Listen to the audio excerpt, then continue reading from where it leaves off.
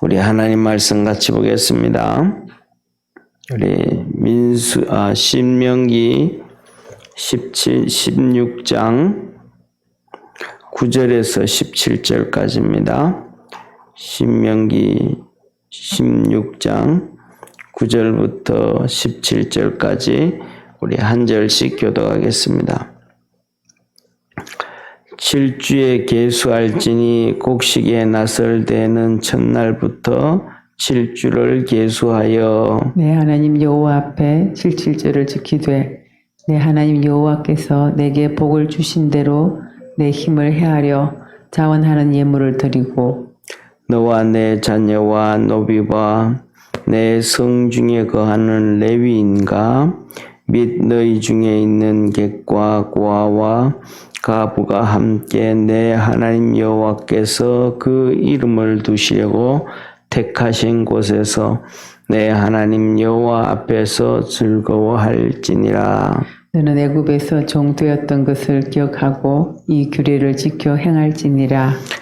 너희 타작마당과 포도주들의 소출을 수장한 후에 7일 동안 초막절을 지킬 것이요. 절기를 지킬 때에는 너와 내 자녀와 노비와 내 성중에 거하는 레위인과 객과 고아와 과부가 함께 연락하되 내 하나님 여호와께서 택하신 곳에서 너는 7일 동안 내 하나님 여호와 앞에서 절기를 지키고 내 하나님 여호와께서 내 모든 물산과 내 손을 댄 모든 일에 복 주실 것을 인하여 너는 온전히 즐거워할지니라. 너희 중 모든 남자는 1년 3차 곧 무교절과 7.7절과 초막절에 내 하나님 여호와의 택하신 곳에서 여호와께 보이되 공수로 여호와께 보이지 말고 우리 17절 합독하겠습니다.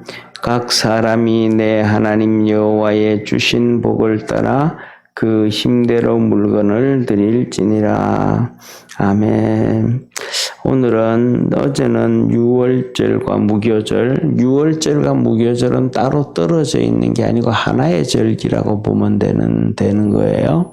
그래서 유교절과 무교절, 오늘은 7.7절과 초막절을 말씀하시는데 이것이 성경에 나와 있는 이스라엘에게 뿐만 아니라 성경에 나와 있는 가장 큰 절기, 1년의 세 절기, 많은 절기 중에서도 가장 큰 절기입니다. 이것을 먼저로 영적으로 우리가 신앙적으로, 영적인 것, 신앙적으로 보면 어떤 의미가 있냐 하면 6월절과 무교절은 우리가 쉽게 말하는 예수님의 성탄절이잖아요. 그죠? 성탄절과 그 다음에 이 고난주간과 종려주일, 고난주간과 부활절 이 세 개가 합쳐진 것이 6월절과 무교절이라고 보면 됩니다. 그래서 구원해 주시고 메시아가 오시고 우리를 구원해 주시고 자녀 삼아 주시고 축복해 주신 것. 그래서 예수님이 구원해 주신 것을 생각할 때 항상 이 사단 마귀 안에 있었던 것, 지옥에 갈 수밖에 없는 우리를 구원해 주신 은혜에 감사할 수 있는 성도 되기를 바랍니다. 이 무교절과 유월절을 지킬 때마다 이스라엘 백성이 애굽에서 종살이했던 것, 광야에서 고난당했던 것, 그것을 기억하고 감사하는 거거든요. 그 다음에 두 번째로는 오늘 말씀은 7.7절과 초막절인데 이 7.7절은 오순절이라고도 합니다. 그러니까 7.7절은 보세요. 성경에서 보면 뭐 7.7절, 그 다음에 69일에 뭐 이런 얘기를 한단 말이에요. 그때 7.7절이면 이런 거예요. 7.7이잖아요. 7을 7이니까 7을 7번 곱한 거예요. 그러니까 7 하니까 49잖아요. 7이 49. 49하고 그 다음 날 절기를 지내는 거니까 50일째가 되는 거예요. 그래서 오순절이라 그러는 거예요. 오순, 10순이잖아요. 5번째 10번이라니까 오순절 그렇게 되는 거예요. 그래서 이 구약에서는 7.7절이라고도 하고 오순절이라고도 부르는데 이것은 신앙으로 하면 성령 강림절입니다. 그러니까 성령 강림절은 뭐냐 하면 하나님께서 우리가 이 세상에서 살아가는 동안 우리를 고아와 같이 버려두지 아니하시고 하나님께서 우리를 보혜사 성령님으로 도와주시는 거예요. 예수님도 보혜사라고 요한복음에 말씀을 하셨거든요. 예수님도 보혜사라 그러셨어요. 그래서 예수님께서 하시는 말씀이 내가 아버지께로 가서 또 다른 보혜사를 너희에게 보내사 그렇게 말씀을 하셨어요. 그러니까 예수님이 우리의 보혜사인 거예요. 지옥에 있는 자를 건져주시고 사단 마귀한테 있는 건져주시고 우리의 죄를 다 용서해 주시고 병든 자, 고통당한 자, 연약한 자, 약한 자를 다 도와주셔서 건져주셨음을 믿으시길 바랍니다. 이게 바로 보혜사거든요. 보호해주고 은혜 베풀어 주시는 축복의 하나님이다. 그래서 예수님이 이 땅에 계실 때는 시간과 공간을 초월할 수가 없잖아요. 만일에 예수님이 이 땅에 2000년 전부터 지금까지 계신다 그러면 우리가 예수님 만날 수 있을까요? 없을까요? 못 만나죠. 왜냐하면 전 세계 모든 사람들이 다 예수님 만나려고 예약을 다 해놨을 텐데 그 시간이 내게 돌아올 때가 뭐 어떻게 있겠어요? 그러니까 시간과 공간의 제약을 받으셨던 분이 예수님이에요. 우리를 다 만나 주실 수가 없단 말이에요. 그래서 십자가에 구원하시고 승천하신 이후에 성령님을 보내주시면 성령님을 통해서는 우리가 다 공유가 돼버리는 거예요.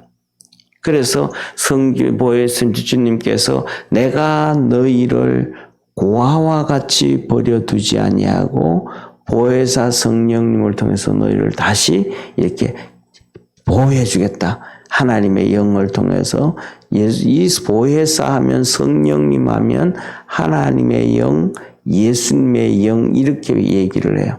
그러니까 하나님의 영, 예수님의 영. 그래서 하나님은 삼위일체 하나님이시다. 이게 뭐냐면 우리가 거기에 대해서 조금 더 그거는 이 삼위일체에 대해서는 이해의 대상이 아니고 신앙의 대상임을 믿으시길 바랍니다. 그래서 하나님의 영이 이 보혜사가 하나님의 영이다. 예수님의 영이다 그럴 때 어떻게 그렇게 될 수 있지? 우리는 이해가 될 수 없잖아요. 그죠? 우리는 예를 들면 보세요. 내 영이 있다. 내 영이 있고 그다음에 아내의 영이 있으면 내 영도 되고 아내의 영도 되고 되는 게 아니고 따로따로잖아요. 그런데 하나님은 이 보혜사 성령님을 하나님의 영, 성령님, 예수님의 영이라고 하시는 거예요. 그거는 그렇구나 하고 믿음의 대상이지 이해의 대상이 아님을 믿으시길 바랍니다. 그래서 우리가 신앙생활할 때 신앙생활은 믿음의 대상이지 믿는 것이지 이해하는 것이 아니다. 학교 가서 공부를 하고 세상을 향하여 달려가는 것은 이해의 대상.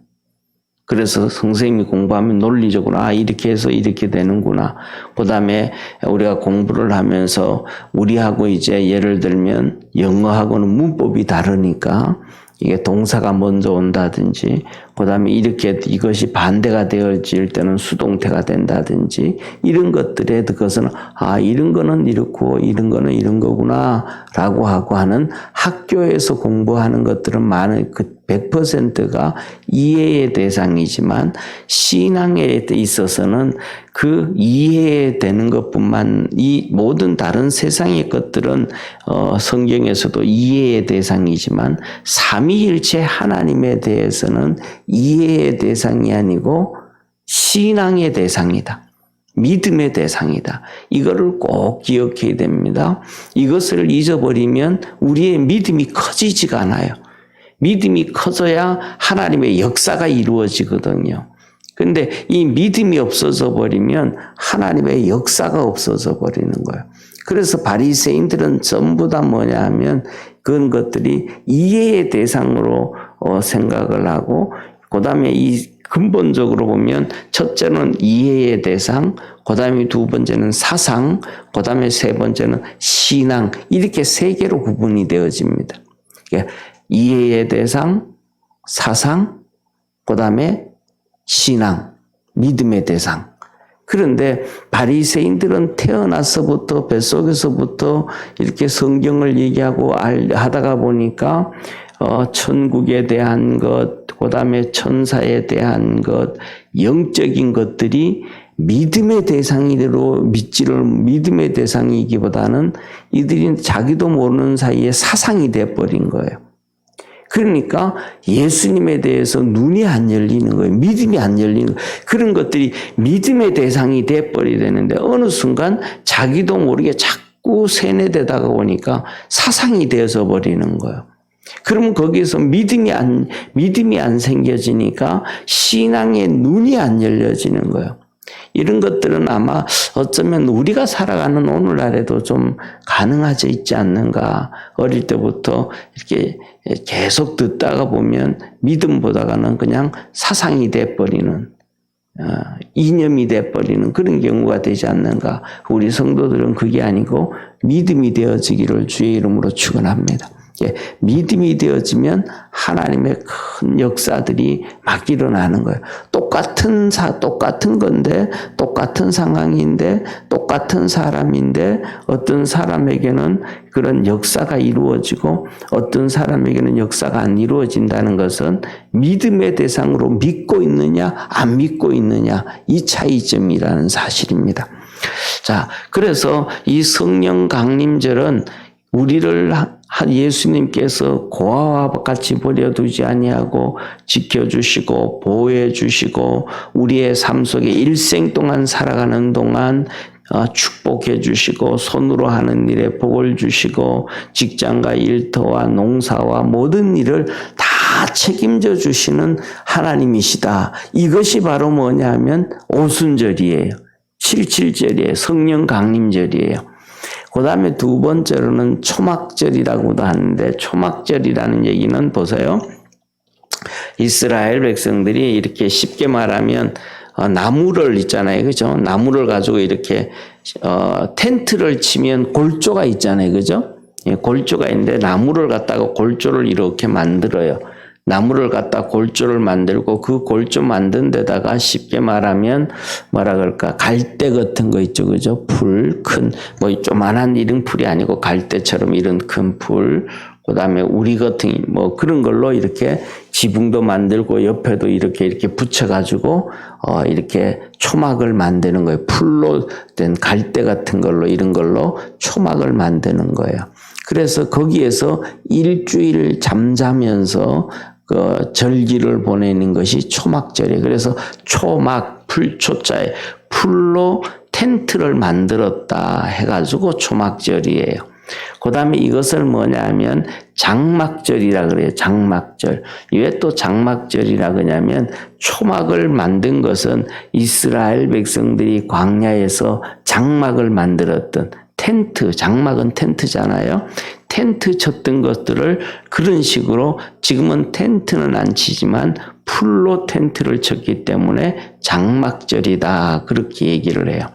그 다음에 이것을 놓고 수장절이라고 그래요. 수장. 그러니까 수장이라는 말은 그대잖아요. 농사를 다 지어서 농사 짓고 그것을 다 걷어들여가지고 저장해 놓는 것을 수장이라 그러잖아요. 농사 지어서 추수해서 걷어들여서 창고에 집어넣는 걸 수장이라 그래요. 그러니까 그래서 모든 곡식을 다 추수해가지고 창고에다 가득 집어넣어 놓고 절기를 지내는 것이 수장절이다. 그래서 이 초막절, 장막절, 수장절이라 그러는데 이것은 오늘날로 하면 추수감사절이에요. 그래서 이렇게 추수감사절은 뭐냐면 우리가 한 해 동안 하나님께서 농사 잘 짓게 해주셨고 하나님이 축복해 주셨으니까 감사합니다 하고 그냥 한 해에 감사하는 게 아니고 하나님께서 앞으로 복 주실 것을 놓고 바라보면서 기뻐해라 하는 것이 바로 이 세절기인데, 이거는 모든 것을 다 추수해 가지고 창고에 여놓고 기뻐하는 거잖아요. 그러니까 이것은 뭐냐면 천년 신앙으로 얘기하면 천년 왕국을 얘기하는 거예요. 그래서 다 우리 인생을 일생 동안 하나님 앞에 섬기고 일생 동안 믿음으로 살아간 것들을 하나님이 다 정리해가지고 이제 천년 동안 왕노릇할 것을 바라보면서 축복하는 거예요. 그러니까 이 세상이 끝나고 다음 세상을 계약해주고 계획해 주신 것이 바로 이 추수감사절, 여기서 얘기하는 초막절, 장막절, 수장절이에요. 그리고 그 다음에 또 우리가 잘 아는 것처럼 추수도 1년에 보통 이 성경에 보면 우리도 그렇지만 2번 하잖아요. 첫째로는 봄에 보리를 내고, 그래서 맥주절. 그러니까 가을에 추수해서 창고에 넣기 전에 곡식이 떨어질 때 보리를 거두어서 추수할 때까지 먹을 수 있도록 보리고기라 그러잖아요. 이스라엘 그거예요. 그러니까 우리가 천국에 들어가기 전까지 하나님께서 보리고기를 통해서 추수할 때까지 먹게 하시는 것처럼 천국에 가기 전까지 끝까지 다 책임져 주시는 것이 성령 강림절, 육신적이든지 영적인 것이든지 다 지켜주신다라는 거예요. 그래서 이 세 절기가 가장 큰 절기인데, 이 절기에는 하나님께서 똑같이 말씀해요. 첫째로는 하나님께서 너희에게 하나님의 이름을 두시려고 했던 성전에 가서 하나님 앞에 예물을 드리고 예배를 드리며 기뻐해라. 이때는 너 자신만 기뻐하지 말고, 오늘 여기에 보면 다 일일이 PPT에는 모든 유대인들과 함께 성전에서 즐거워하라 하고 2번째 썼거든요. 그런데 이게 뭐냐면 하나님은 너와 내 자녀와 그 다음에 노비와 그 다음에 너희 집에 와 있는 객과 그 다음에 너희 집 동네에 있는 고아들, 그 다음에 가부들, 이 사람들은, 고아와 가부들은 하나님 앞에 나와가지고 예를 들면 양이나 염소를 들고 와가지고 제사 드리려고 해도 드릴 수 없잖아요. 가난하니까. 형편이 안 되니까. 그러면 여유 있는 사람들이 그 절기 때는 고아와 가부들도 다 내리고, 그때는 뭐가 되는, 한 식구가 되는 거예요. 내가 이제 저 가부 데리고 가야 되겠다, 저 고아 데리고 가야 되겠다, 그 다음에 성중에 있는 레위인들 내가 같이 데려가야 되겠다. 그럼 그 사람들이 전부가 같이 가는 사람이 한 가족이 되는 거예요. 그때는 그러니까 가족이라기보다는 한 식구가 되는 거죠, 그죠? 식구. 가족은 혈연으로 연결되어져 있는 것을 가족이라 그러지만, 식구는 혈연으로 연결되어지지 않고 같이 말 그대로잖아요. 그죠? 먹을 식자에다 입구, 그러니까 먹고 사는 것에 대해서 동고동락하는 것.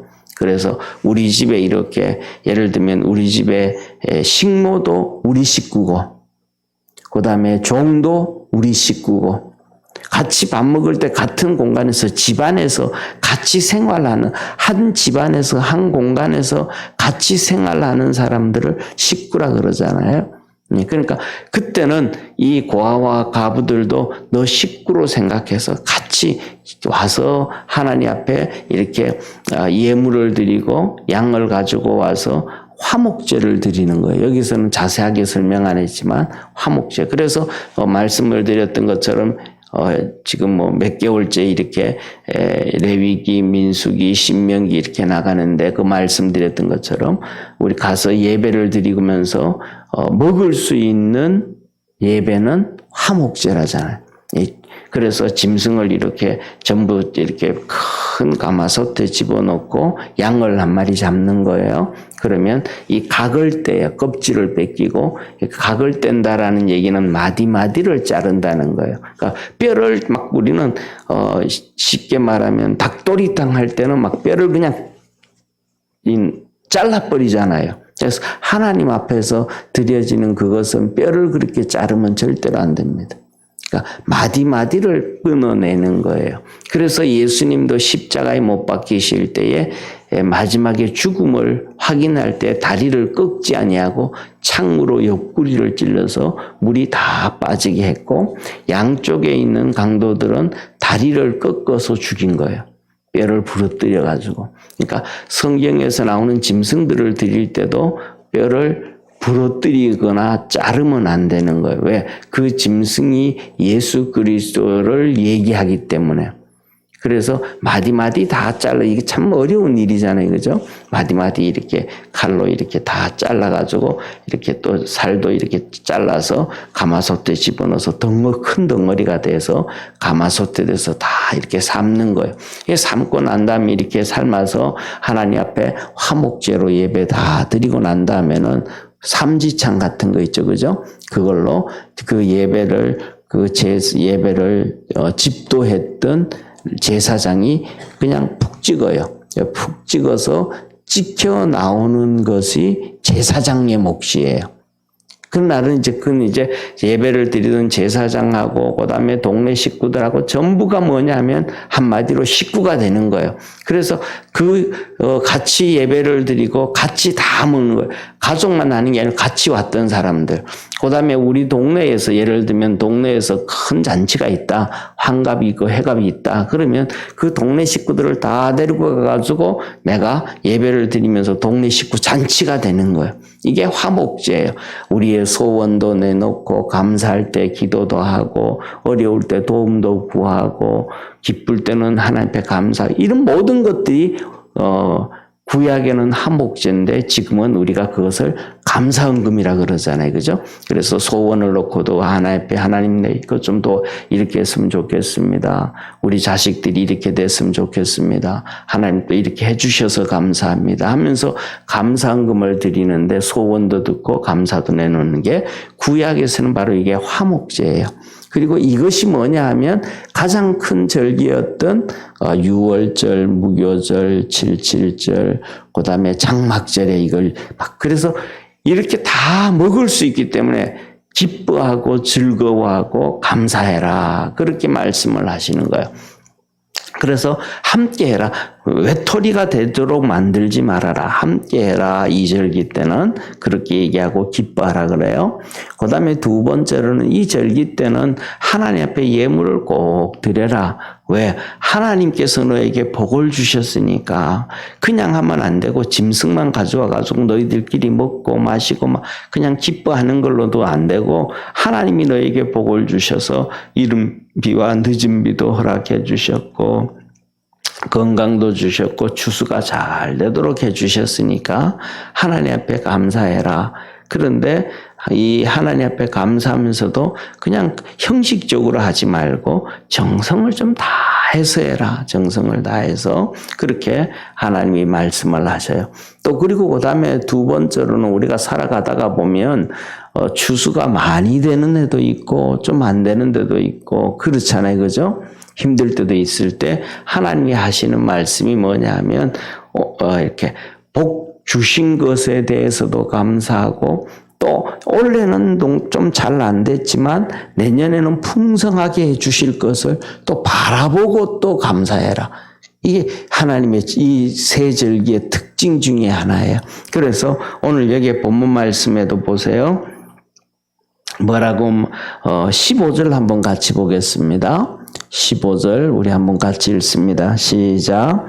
내 하나님 여호와께서 택하신 곳에서 너는 7일 동안 내 하나님 여호와 앞에서 절기를 지키고 내 하나님 여호와께 내 모든 물산과 내 손을 댄 모든 일에 복 주실 것을 인하여 너는 온전히 즐거워할지니라. 아멘. 그러니까 복 주실 것에 대해서도 감사해라. 우리가 하나님 앞으로 이렇게 되어질 것에 대해서 감사합니다. 이게 뭐예요? 처음에 아까 말씀드렸던 믿음이란 말이에요. 이렇게 하나님께서 해주실 걸 믿는다. 그렇게 믿음으로 하나님 앞에 드린다. 그래서 하나님께서 16절, 17절에 이렇게 말씀합니다. 한번 같이 읽습니다. 너희 중 모든 남자는 1년 3차 곧 무교절과 77절과 초막절에 내 하나님 여호와의 택하신 곳에서 여호와께 보이되 공수로 여호와께 보이지 말고 각 사람이 내 하나님 여호와의 주신 복을 따라 그 힘대로 물건을 드릴지니라. 아멘. 여기서 이 얘기는 뭐냐? 화목제를 드리는데 이제 짐승을 소나 양이나 염소나 형편되는 대로 가져가서 온 식구와 동네 사람과 과와 가부와 종들, 객들 다 데려가서 예배드리지만 그것 이외에 너희가 하나님 앞에 주신 축복과 은혜를 바라보면서 공수로 하지 말고 하나님 앞에 감사의 예물을 준비를 해라. 그렇게 말씀을 하신 거거든요. 우리가 중요한 것은 뭐냐 하면 하나님이 주신 축복을 꼭 기억할 수 있는 믿음의 성도 되기를 바랍니다. 그래서 하나님께서 이스라엘 백성들에게 하신 말씀이 그 한 가지, 너희가 하나님께서 너희에게 재물로 얻을 복을 주셨느니라. 하나님이 우리에게 복을 다 주셨다라는 거예요. 우리가 살아가면서 그러잖아요. 뭐냐 하면 사람들은 놀부처럼 부자로 살기를 원하지만 놀부처럼 살기를 원하는 사람은 없잖아요. 동생 것도 빼앗고 네 것도 빼앗고 남 해코지하고 나 혼자만 부자로 잘 살기를 원하는 건 없어. 사람답게 부자로 잘 살기를 모든 사람들은 다 원하지 않습니까? 그죠? 그런 것처럼 하나님께서 우리에게 하시는 말씀도 뭐냐 하면 이 놀부 같은 경우에는 네 것도 내 거, 내 것도 내 거. 내가 돈 모은 것도 내 능력으로 내가 다 했고 내 힘으로 다 했다. 내 힘을 얘기한단 말이에요. 그런데 하나님은 그렇게 말씀하지 아니에요. 네가 그렇게 벌 수 있는 것도 하나님이 너에게 능력을 줬다.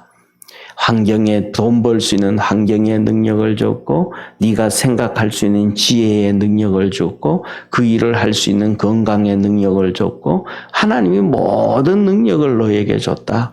너 하나님께서 그 능력을 주신 것에 대해서 잊지 말아라.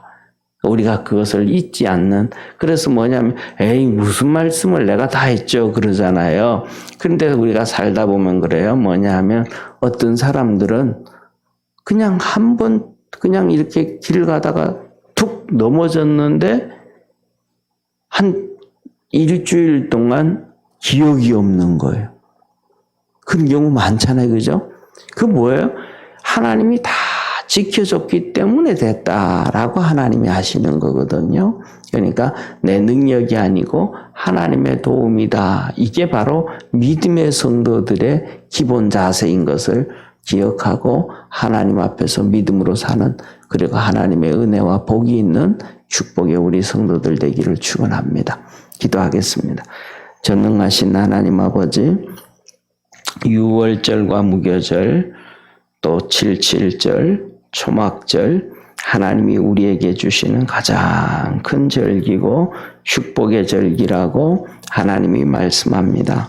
우리가 이 하나님이 주시는 축복을 받으며 믿음 안에서 하나님을 잘 섬기면서 멋있게 살아갈 수 있는 복된 성도들 되게 하옵소서.